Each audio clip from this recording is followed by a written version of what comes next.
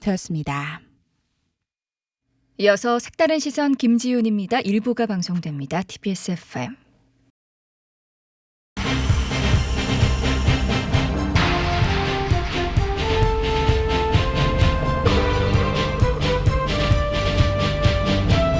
색다른 시선 김지윤입니다.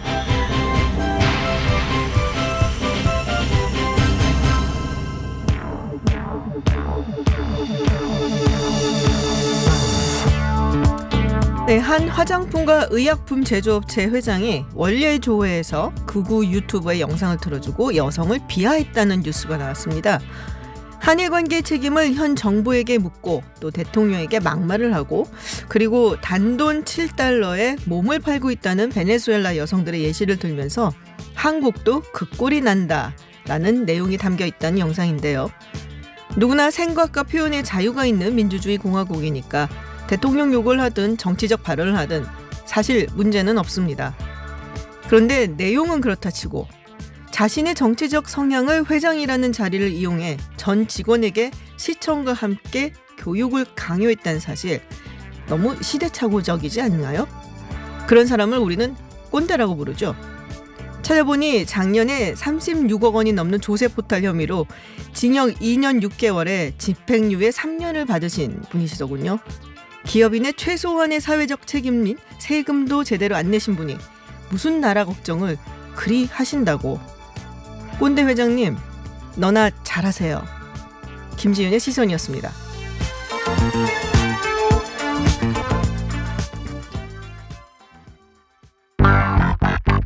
갓 잡아 올린 싱싱한 뉴스를 깊이 있게 전해드리는 뉴스 강태공.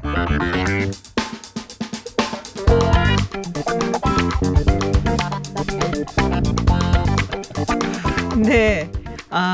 각 잡은 신선한 뉴스를 전해준 뉴스 강태공 시간입니다. 아주경제 김도영 기자 함께합니다. 안녕하세요. 예, 안녕하세요. 일주일 만에 보잖아요, 우리가. 예. 그게 코너 이름이 바뀐 거예요.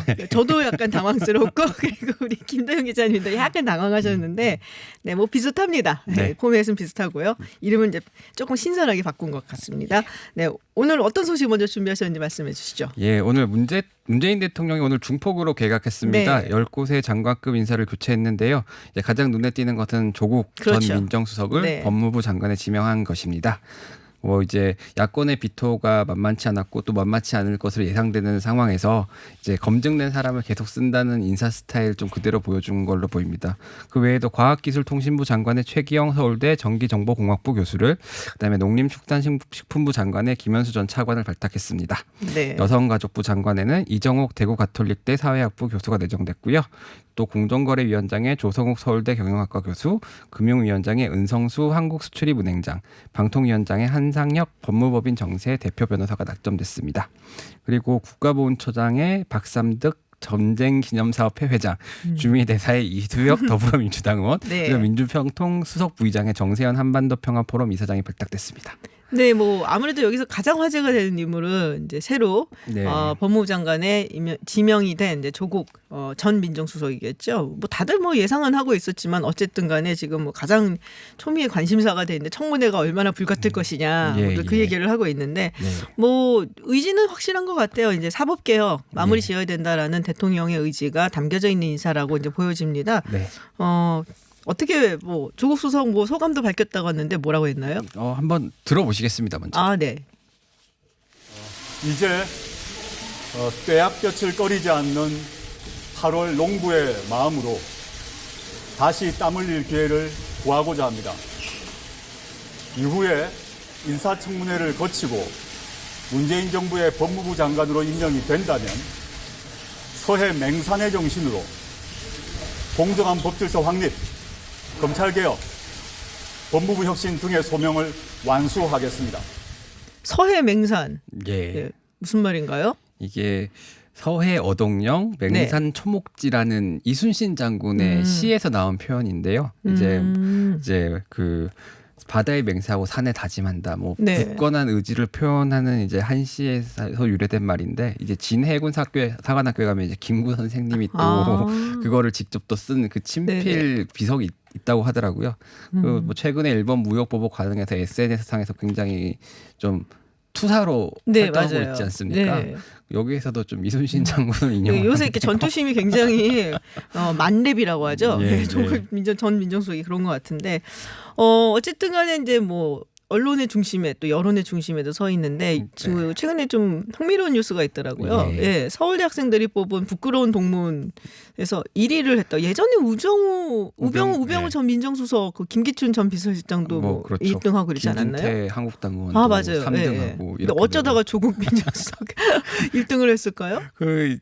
모르겠습니다. 근데 네. 뭐 일단 투표가 진행이 되고 있는 중인데 좀 압도적이에요.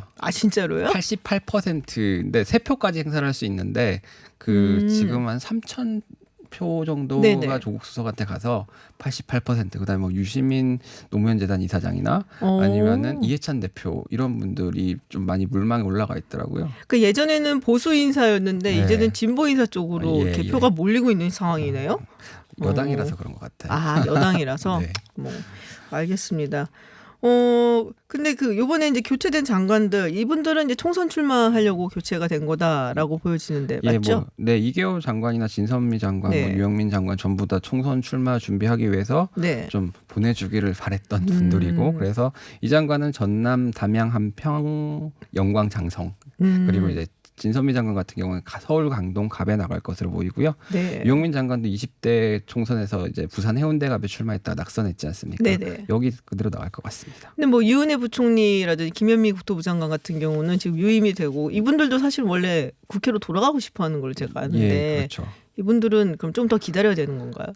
아무래도 이번에 본회 정기국회에서 예산안이 통과되고 난 다음에 또 개각이 있지 않겠습니까? 네네. 그때까지 좀 기다려야 되겠죠. 사람을 구하기가 좀 많이 어렵다고 합니다. 인사청문회가 너무 좀 인신 공격성으로 흐르다 보니까 좀 그 검증이라든가 이런 부분에 좀 많이 어려움을 느끼고 있고. 그런 얘기가 많더라고요. 좀 이렇게 괜찮은 분들한테 오퍼를 하면은 이분들이 청문회 나와갖고서는 그 많은 뭐 숨으면 숨었고 그 모든 것이 막 밝혀지잖아요. 네. 여러 가지 숨기고 싶은 것도 밝혀지고 그러니까 안 한다라고 고사하는 분들이 그렇게 많다라고 하더라고요. 저는 사실 조국 전 민정수석 이 인사청문회 그야말로 정말 전쟁터가 될 거라고 예상이 되거든요. 네네. 어떻게 보이세요? 이제 그럴 수밖에 없습니다. 네. 사실 뭐 다른 분들은 그렇게 막 논란의 여지가 있는 분들이 많지는 않습니다. 뭐 교수 출신이고 뭐 관료 출신이다 보니까. 근데 조국 수석 같은 경우는 말 그대로 문재인 정부의 가장 상징적인 그렇죠. 존재가 됐지 않습니까? 그래서 좀 격앙된 목소리가 많이 나왔어요. 나경원 한국당 원내대표 같은 경우에는 이제 야당 무시를 넘어 야당과 전쟁을 선포하는 개각. 이렇게 되게 거칠게. 동기인데, 그죠? 서울대법대 동기 아닌가요? 같이 그 사진 네. 찍은 것도 막 돌아다니잖아요. 네. 그것도 있고 이제 오신환 바른미래당 원내대표 같은 경우에는 역사상 가장 무능하고 시끄러웠던 조국 전 민정수석을 끝내 법무부 장관에 앉히고 그다음에 외교국방장관을 유임시킨 것은 국회와 싸워보자는 얘기라고 했습니다. 이제 좀 아무래도 전투력 강한 의원들을 이제 인사청문위원으로 많이 포진시키지 않겠습니까? 네. 이제 말 그대로 정말로 시끄러운 전쟁터가 될 것으로 제가 한번 보입니다. 여쭤볼게요. 청문 보고서 채택될 거라고 보세요? 당연히 안 되죠. 당연히 안 되죠. 네, 당연히 안 되죠. 라는 대답이 나왔습니다. 저도 사실 그렇게 생각을 해요. 네, 당연히 안 될 거다라고 생각하는데 또 임명은 강행이 될 거다라고도 대충 그렇게도 생각들을 많이 하고 계신 것 같아요. 주미대사 이야기를 해보겠습니다. 원래 문정인 특보가 유력하다고 나왔었는데 이수혁 의원으로 바뀌었어요.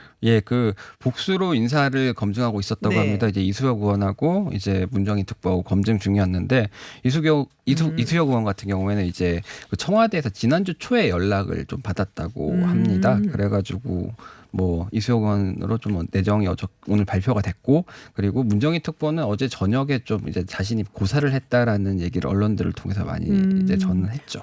어제 저녁에 고사를 했다. 어제 저녁에 한 거예요? 그 전에 그 소식이 했었고, 그리고 그 소식이 이제 나온 게 이제 어제. 어제 저녁. 뭐 상당히 최근에 그런 고사를 한 것 같은데 뭐까지 좀 고민을 하다가 아마 고사를 한 것 같다라고 보여지는데 그래도 왜 고사를 했는지 좀 추측이 가능하지 않을까요? 개인적인 이유라고만 말씀을 하셨죠. 네.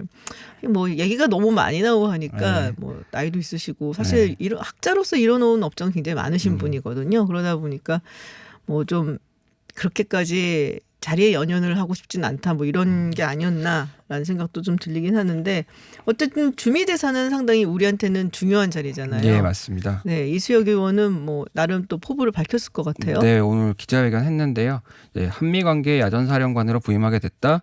국가를 위해 외교 전선에서 활동하는 게 대사의 역할이다. 이제 정부가 추구하는 국익을 어떻게 추구하고 관찰할지 최대한 노력할 생각이다. 뭐 좀 원론적인 입장 내놨고 네네. 좀 재밌는 표현이 있었는데 야당이 뭐 외교가 망하고 있다 뭐 이런 네네네. 취지의 비판을 많이 하잖아요. 네. 어떻게 생각하냐고 물어봤는데 거기에 대해서는 야당의 지적을 겸허히 받아들이면서 야당 눈에도 만족스러운 외교를 하겠다. 뭐 이렇게 좀 많이 몸을 낮췄어요. 굉장히 좋아하셨다고 기쁨을 감추지 못했다는 얘기가 나와 있어요 지금. 예, 해쭉 근데 웃으시더라고요. 대사직 중에서 사실은 최고거든요. 거기가 그렇죠. 아무래도 굉장히 영예스러운 자리지 그렇죠. 않습니까? 예. 또 좀 들뜬 모습이 좀 많이 포착이 됐고요. 그리고 오늘 또 정론관에서 오늘 또 그 민주당 일본 침략 특위 있잖아요. 네네네. 경제 침략 대책 특위. 그분들이 와서 브리핑하는데 이렇게 축하드립니다. 최재성 의원이 축하드립니다. 이렇게 하니까 굉장히 막 기뻐하는 좋아하셨구나. 모습을 보이고 뭐 그랬었죠. 그렇군요. 알겠습니다. 사회 쪽 소식 하나 넘어가 보려고 하는데 예. 오늘 하루 종일 포털 사이트 실시간 검색어 한국 콜마가 오르내렸습니다. 네. 저도 사실 오프닝에서 잠시 말씀을 드렸는데 예. 제가 확인을 해봤어요. 주식시장을. 네네. 그랬더니 한국 콜마가 마이너스 4.88 예. 그리고 한국 콜마 홀딩스가 마이너스 8.56%. 그러니까 1년 중에 이제 최저가로 지금 내려갔더라고요. 그러니까 오너 리스크라는 게 분명히 있는 거예요. 그렇죠. 예. 이게 원래 여기가 그 화장품 업체 원료를 제공하는 좀 네네. B2B 회사라고 합니다. 그래서 뭐 기술력도 상당히 인정받고 있는데 좀 회장이 좀 직원들 불러놓고 훈계를 하는 걸 좀 그게 좋아하는 언제적 얘기인데 이제 그런 거를 하고 말이에요. 거기다가 그 유튜브 영상을 이렇게 네. 틀어줘갖고 아까 말씀하셨듯이 뭐 베네수엘라의 여자들은 단돈 7달러에 몸을 팔고 있다. 그리고 곧 우리나라도 그 꼴이 날 거다. 뭐 이런 거를 좀 보여주는 건 좀 부적절하지 않습니까? 그렇죠. 네. 이게 무슨 뭐 공영방송의 내용 뭐 이런 것도 아니고 네. 유튜브라면 참 자극적인 얘기도 많이 나오거든요. 많이 나오죠. 그래서 뭐 사과문은 내놨다 그러던데요. 근데 좀 사과문이 이상합니다. 네, 저도 읽어봤는데 사과 아닌 사과 같은 뭐, 약간 대외적 환경과 현상에 대한 이해를 돕고자 최근 인터넷상에 유포되고 있는 특정 유튜브 영상의 일부분을 인용했다. 근데 뭐 이 유튜버가 뭐 공신력이 있는 사람도 그렇죠. 아니고 이제 네. 어떻게 보면 뇌내망상을 이렇게 얘기하는 그런 사람으로 보입니다. 저는. 굉장히 극우 성향을 가진 사람이라고 예. 얘기를 하더라고요. 뭐 아니 그러니까 뭐 표현의 자유가 있으니까 극우 성향이든 극좌성향이든 이야기는 할 수 있는데 그를 전 직원이 모인 자리에서 보여주면서 자 이게 정말 좋은 의견이다라고 그렇죠. 말할 수 있는 것이냐 회장님이 강제적으로 그것도 그런 거죠. 지금 유튜브는 근데 대박을 쳤다고 지금 이야기가 나와요. 그게 제가 들어가봤어요. 그 유튜브 언급하지 거기 또 않겠습니다. 일조를 하셨구나. 누르진 않았습니다. 조회수만 얼마나 나왔나를 보려고. 예. 근데 보통 한 20만 정도 나와요. 네네. 구독자 수는 18만 명 정도가 되고 20만 회 정도 보통 조회수가 나오는데 네. 그 논란이 된 동영상 같은 경우는 160만 회를 찍었더라고요. 와 다들 또 보라고 그냥 그러니까 이게 이제 뭔가 이게 하고 뭔가 하고 들어가 본 그쵸. 거죠. 이 유튜브는 사실 대박을 친 거고 그게 수익으로 이어지지 그렇죠. 않겠습니까? 이게 또 마케팅의 한 방법이 그렇습니다. 되겠네요. 뭐 돈 많이 버셔서 좋으시겠습니다. 네. 알겠습니다. 뭐 오늘 여기까지 뉴스 듣도록 하겠습니다. 지금까지 뉴스 강태공의 김도형 기자였습니다. 고맙습니다. 감사합니다.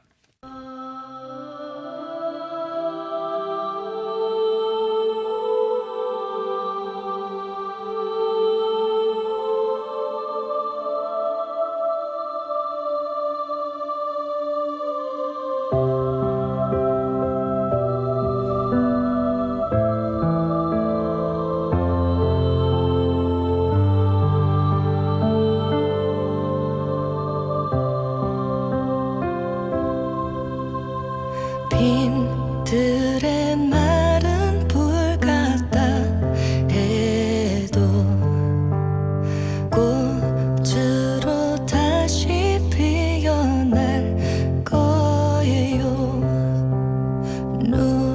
누군가 네, 지금 흐르는 곡은 90이 넘는 고령의 나이에도 전 세계를 돌며 일본 정부의 공식적인 사죄를 요구하고 또 누구보다 끝까지 싸운 여성 인권 운동가이자 일본군 위안부 피해자였던 김복동 할머니 그분의 이야기를 다룬 김복동 영화로 나왔죠. 그 김복동의 OST입니다. 윤미래 씨가 부른 꽃이라는 곡입니다.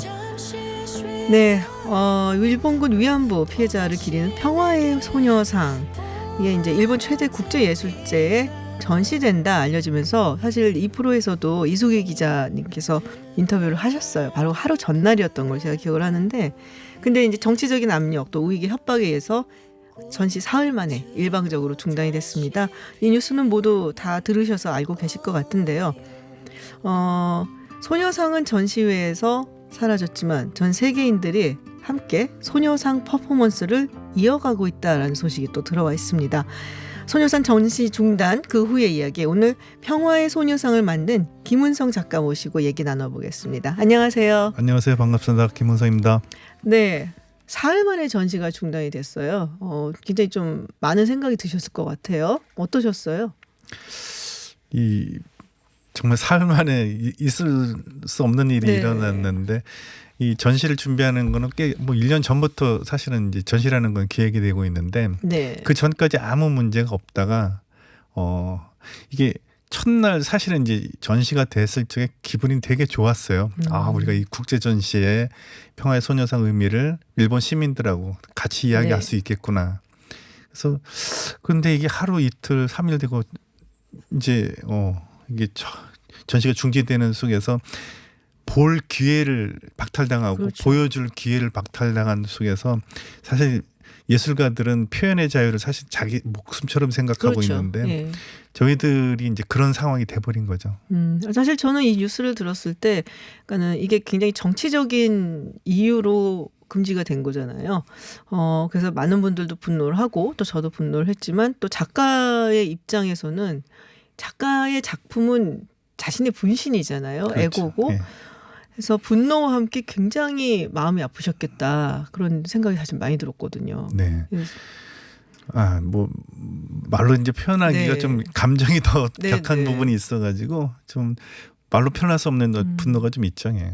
네, 뭐 굉장히 공격도 많았고 뭐 협박도 많았다 그러는데, 전시 실행위원을 맡았던 유카 오카모토 씨, 현장 관람객들 분위기는 오히려 괜찮았다는 이야기를 했다고 해요. 그래서 한번 직접 전화 연결을 했었는데 들어보시겠습니다. 네. 3일 동안이었는데 네. 진짜 많은 사람들이 왔어요. 예. 그리고 소녀상에 대해서 이야기하면 그 빈 의자에 많이 앉았습니다. 앉아서, 그런 예. 사람들이. 물론 가끔 평화의 소녀상에 대해 모멸적이고 공격적인 말을 하는 사람이 더 있었어요. 네. 근데 내일 준비하고 있던 우리가 뭔가 말하기 전에 다른 관객분들이 역사를 제대로 알자, 조용히 작품을 잘 보자, 그런 말을 했어요. 네. 이런 감동적인 장면이 나날이 늘어나고 있었습니다. 네. 이 전시회가 원래 그 표현의 부자유잖아요. 그러니까 이제 전시가 좀 어려웠던 작품들을 모아갖고 전시를 했던 거다라고 제가 알고 있거든요. 그러다 보니까 그런 작품들이 있는 전시회를 또 굳이 찾아와서 보는 관람객이라면 또 상당히 이렇게 오픈되어 있는 사람들이 아니었을까. 그래서 오히려 분위기도 또 굉장히 좋지 않았을까라는 생각을 저도 했거든요. 작가님 보시기에는 어떠셨어요?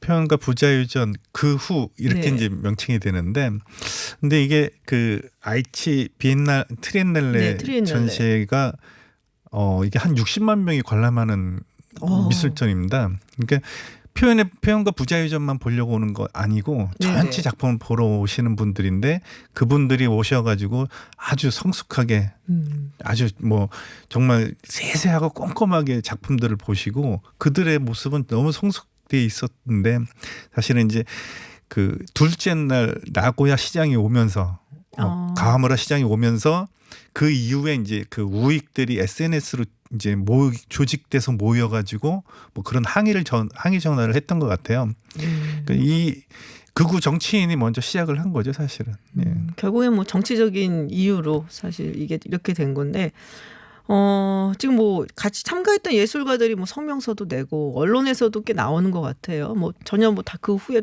뭐 달라진 건 없나요? 주최 측에서는? 한국 언론에서는 오히려 이제 많이 나왔고요. 일본 네. 언론에서는 이제 그 뭐 아사히 신문 정도. 그 나머지는 뭐 이렇게 그 그렇군요. 일본 분들이 거의 몰라요, 이 사실에 대해서. 그래서 그 일본 미디어에 대한 문제가 좀 많긴 하지만 좀 더 이렇게 적극적으로 좀 알려나가야 되는데 네. 다른 미디어들이 좀 침묵을 하고 있는 중이죠. 그렇군요. 좀 안타깝네요. 예. 네, 지금 색다른 시선 김지윤입니다. 네, 평화의 소녀상 전시 중단 사태에 대해서 이야기를 나누고 있는데요. 저희 보이는 라디오로도 함께 하실 수 있습니다. 유튜브로 들어오셔서 TBS FM 검색하시고 들어오시면은 시청하실 수 있습니다.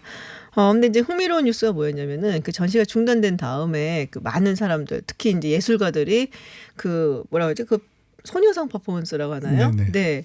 그 자기가 이제 의자에 이렇게 앉아 있으면 내가 소녀상이다. 네. 예전에 뭐 내가 뭐 찰리 앱도다 뭐 그랬던 거랑 비슷하게 그런 운동이 막 퍼져 나가고 있다고 해요. 저도 감격적이었습니다. 그러니까 오히려 이제 이게 그대로 전시가 됐어도 좋은데 전시가 중지되고 나서 이분들이 이 뜻을 알 수 있을까라고 생각했는데 내가 소녀상이다라고 하면서 하는 거 보니까 뜻도 더 많이 또 진지하게 또 알려나가고 일본의 어떤 이제 부자유한 이런 표현에 대한 네. 부분들에 대해서 또 알려나가면서 일본의 좀 표현의 자유에 대한 성숙도를 좀 이렇게 끌어올리려고 하는 그런 모습인 것 같습니다. 그러니까 전 세계 예술가들이더라고요. 보니까 뭐 이탈리아, 뭐 멕시코 아는 분 있으세요 혹시? 없습니다. 없으세요? 그럼 정말 모르는 예술가들인데 네네. 자발적으로 이렇게 참여를 해갖고 네. 사실 예술가일 때 가장 모욕적이고 좀 뭐랄까 분노가 치미는 순간은 나의 작품 세계가 침해당하는 거잖아요. 맞습니다. 예술적인 이유가 아니라 정말 정치적인 사회적인 뭐 그런 다른 이유로 인해서 내 작품 세계가 침범당하는 것만큼 모욕적이고 또 화가 나는 건 없지 않을까라고 저는 짐작하거든요. 맞나요? 맞죠. 네. 그 우리 작품에 대한 침범이라고 하는 부분들이 사실은 이렇게 아까 이제 우익이 와가지고 이제 육하 선생이 얘기했을 네네. 적에 나는 이 여기 동의하지 않는다 이런 표현 할 수 있어요. 네네. 그러면 대화하고 토론하면 되는데 아예 그것을 막아버리는 것 자체는 정말 심각한 일이죠. 그렇죠. 알겠습니다. 또 일본의 한 시민단체가 저 여기 이제 저희 갖다 놨는데 보이는 라디오로 들어오신 분들은 보실 수 있을 것 같아요. 이 소녀상 미니어처와 함께한 일상 사진 올리기 캠페인 뭐 이런 걸 하고 있다고 해요. 그래서 미니어처에서 이게 한 10cm 정도? 네, 네, 10cm 맞습니다. 정도 되는 것 같은데 참 이거 보면은 제가 예쁘다라고 말하기가 되게 마음이 아픈 사실은 그런 작품이라 갖고 좀 짠하기도 하고 그래서 근데 하여튼 그런 부분은 있는 것 같아요. 이렇게 뭐 우리가 지금 뭐 일본에 대해서 약간은 반일본적인 캠페인을 우리도 벌이고 있긴 한데 일본의 시민단체라든지 또 문화계라든지 이런 쪽에 또 의식이라든지 하는 건 굉장히 다양하고 깊다라는 생각을 할 때가 제가 있거든요. 갖고 네. 이런 것도 어떻게 보세요?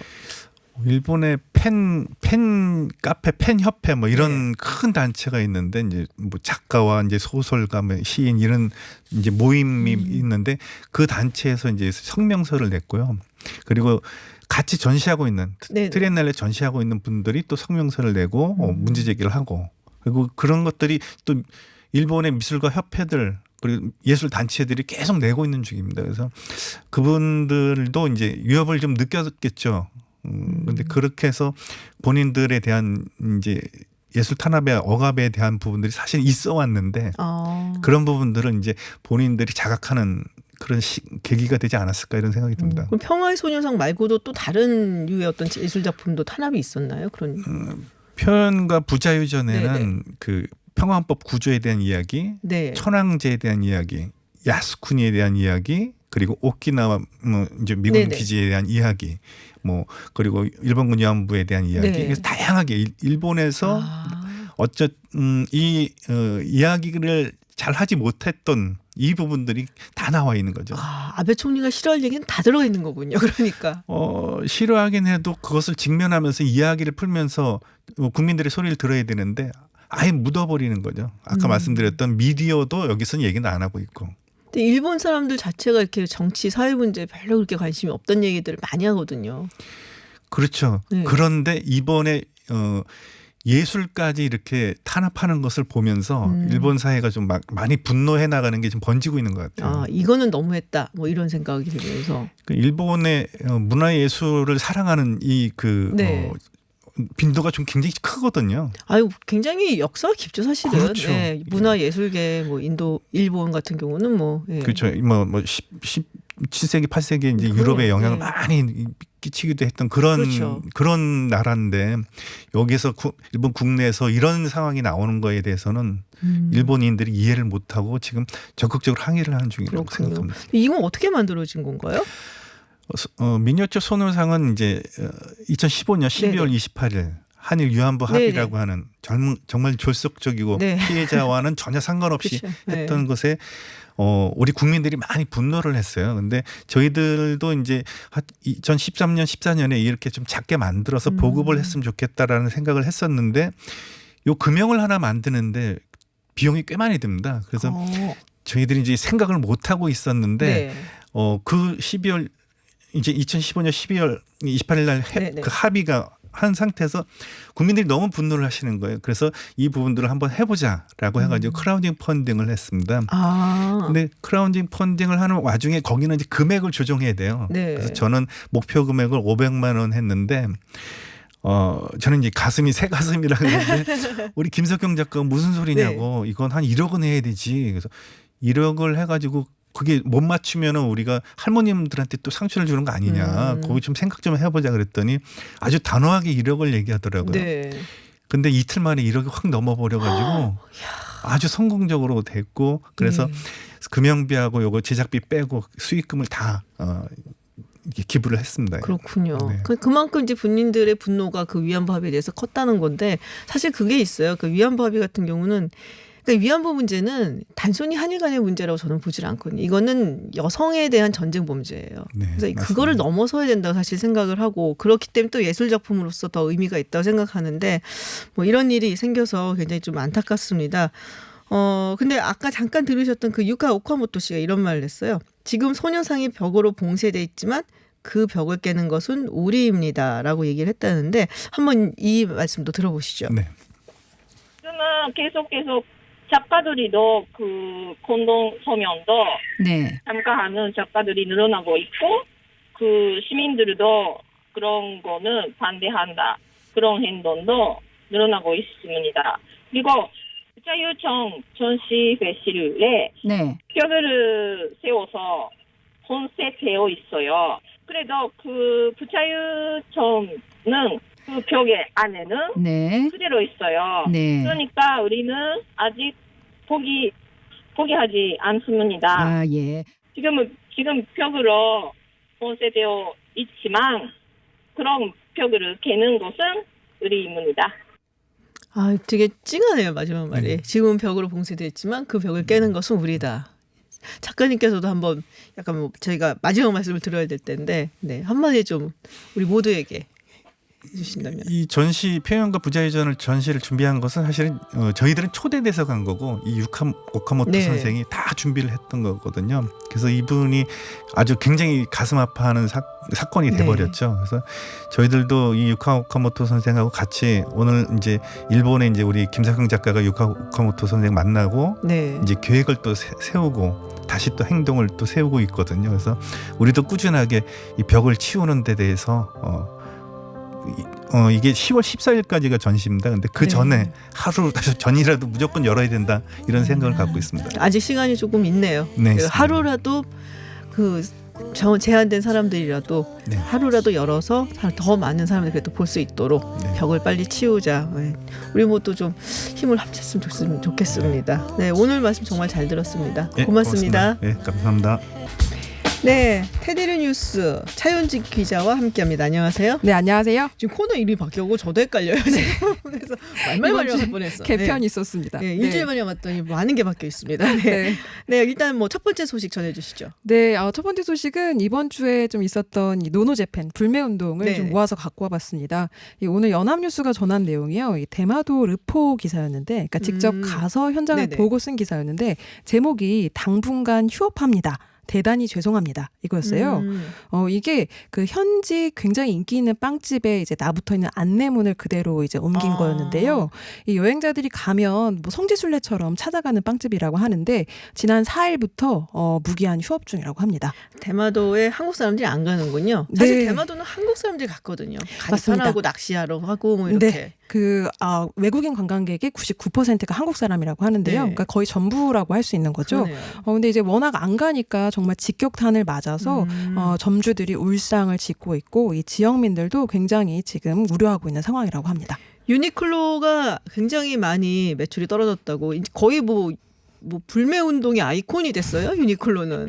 네, 맞습니다. 정말 상징적인 네. 이 브랜드가 됐는데요. 이 종로 3가점이 폐점한다는 소식이 네네. 얼마 전에 전해졌는데 어제 유니클로 본사에서 이걸 공식적으로 알렸어요. 이제 그러면서 불매 운동 때문에 매출이 떨어져서 그런 건 아니다 이렇게 밝혔는데요. 에이, 좋은 것 같은데. 그냥 계약 기간이 만료돼서 그런 거다 했는데 겸사겸사. 네, 일본 현지 딱 반응이 그랬습니다. 네. 이 요미우리 신문 같은 그 유력 언론들이 보도를 하기를 한국에서 일본 제품 불매 운동이 확산하고 있어서 유니클로가 매출이 떨어졌다. 그래서 문을 닫는 거다. 이렇게 명확히 이제 지적을 했고요. 지금 우리나라의 점포가 187개라고 해요. 많군요. 네, 그 중에서 또 추가적인 폐점이 있을지 좀 주목이 되고요. 이런 현황을 정말 이제 확인할 수 있는 데이터가 이제 나왔습니다. 온라인에서 이제 주로 이제 요새는 스마트폰 앱으로 이제 네. 구매를 하잖아요. 유니클로 같은 경우에는 이 1일 사용자가 이 지난달에 40%가 감소했다고 합니다. 그리고 이 생활용품 브랜드인데 무인양품 네, 같은 맞아요. 경우에도 네. 한 달 동안 41% 그리고 하루에는 한 44% 정도 정말 급감했다고 할 수 있습니다. 그럼 꽤 타격이 있긴 있겠네요. 진짜 네, 한국에서는. 그렇습니다. 근데 물론 뭐 워낙에 약간 국제적인 네, 브랜드라 브랜드긴 갖고, 하지만 네, 네, 어쨌든 우리나라에서 영업하는 거는 정말 지금 굉장히 네. 어렵다라고 볼 수 있겠죠. 그렇군요. 네티즌 반응도 좀 소개를 해주시겠어요? 네티즌 반응이 굉장히 재밌었는데요. 아직도 50%는 결제를 한다는 게 놀랍다. 그리고 이 대마도에 대해서는 이 못된 정치인들 때문에 피해는 힘없는 국민들이 입는 거 아니냐 이렇게 안타까운 반응도 그렇죠. 있었는데 또 한편으로는 취재도 하러 가지 말아라 이런 반응이 있었습니다. 네. 취재 갖고 잠깐 들렀다 빵 사 먹지 말고 그냥 오시는 걸로 그러면 알겠습니다. 네, 두 번째 소식. 네, 오늘 이제 연예인들 송사 관련한 재판들이 많았어요. 오늘 많았어요? 네, 우선 배우 최민수 씨. 네.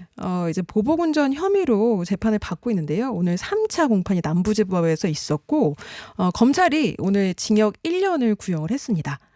지난해 9월에 이제 여의도에서 네. 앞서가는 차량을 이제 추월해서 예, 급정거해서 네, 이제 보복운전을 했다 이런 거였는데요.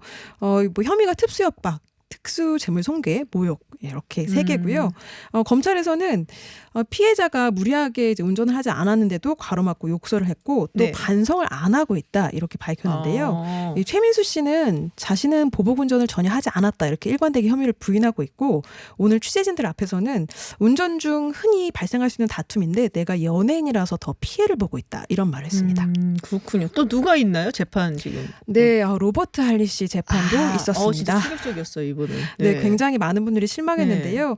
오늘 이제 서부지법에서 공판이 있었고 네. 검찰이 징역 1년에 집행유예 2년을 구형을 했습니다. 이 로버트 할리 씨는 필로폰을 2차례 이제 네네. 투약한 혐의인데요. 검찰에서는 초범이고 자백도 했고 그리고 반성하고 있다. 그러면서 잡힌 게 초범이겠죠.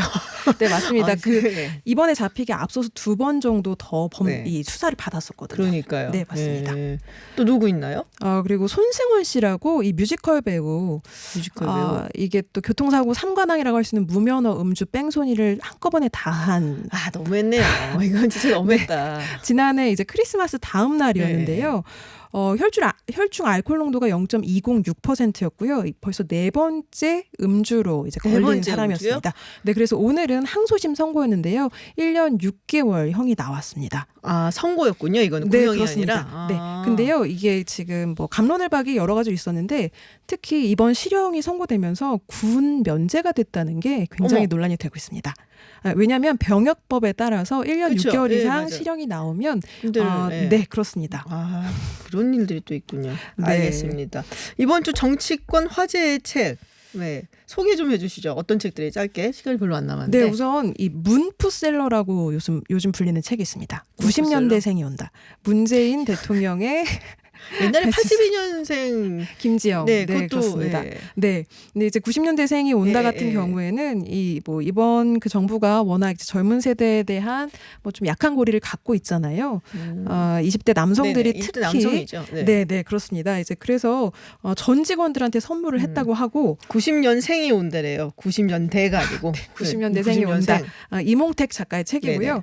새로운 세대를 알아야 미래를 준비할 수 있다 이렇게 얘기를 하면서 지금 우리는 20대를 얼마나 알고 있을까요? 이런 이 메시지를 적어서 책을 선물했다고 합니다. 이 책에 또 뜬다 그래요. 그 조국 지금 이제 법무부 장관 후보자죠. 네, 일본 맞습니다. 회의 정책 네. 이게 들고 와갖고서는 네. 이게 도대체 무슨 책이냐고 사람들이 굉장히 궁금했는데 한 달 전까지만 해도 네. 이 책 그리고 일본 회의라는 걸 아는 국민들이 드물었는데 이제는 정말 많은 분들이 그렇죠. 알고 계시잖아요. 네. 이게 그 7월 22일이었는데 민정수석으로 마지막 수석보좌관 회의를 할 때 갑자기 책을 들고 나와서 이 사람들이 굉장히 주목을 했습니다. 그리고 SNS를 통해서 굉장히 호평을 올렸고요. 그래서 이게 6월에는 판매량이 뭐 이제 순위권에 전혀 없었대요. 근데 8배 가까이 폭증을 했다고 하고요. 지난 6일 기준으로 이 두 온라인 서점에서 베스트셀러 1위에 올랐습니다. 이런 게 셀럽 마케팅이군요. 그러니까 한마디로 말하자면. 네, 근데 그런가 하면 노이즈 마케팅도 성공한 사례가 나왔습니다. 마찬가지로 지금 조국 법무장관 후보자가 구역질나는 책이다 이렇게 얘기를 한 이영훈 교수 책이요. 네, 네, 맞습니다. 이 반일 종족주의라는 책인데요. 이게 지금 한 온라인 서점 이 8월 둘째 주 종합 베스트셀러 2위에 올랐다고 하고요. 일본군 위안부를 부정하고 강제징용도 아니었다. 그렇죠. 네. 네. 그리고 뉴라이트 계열 이제 주장을 그대로 네, 담은 맞습니다. 책으로 알고 있는데 흔히 식민지 근대화론이라고 하는 그걸 네. 옹호하고 있는 책이거든요. 이제 구매 연령층을 보면요, 10대, 20대를 제외한 전 연령층의 남성들이 주로 네, 구매하고 있다고 합니다. 그렇군요. 네. 그것도 뭐 어쨌든 노이즈 마케팅의 일환으로 굉장히 성공을 했다라고 볼 수가 네, 있겠네요. 그렇습니다. 좀 씁쓸하긴 한데요. 네, 네. 그렇군요. 알겠습니다. 네, 지금까지 차윤주 기자였습니다. 고맙습니다. 감사합니다.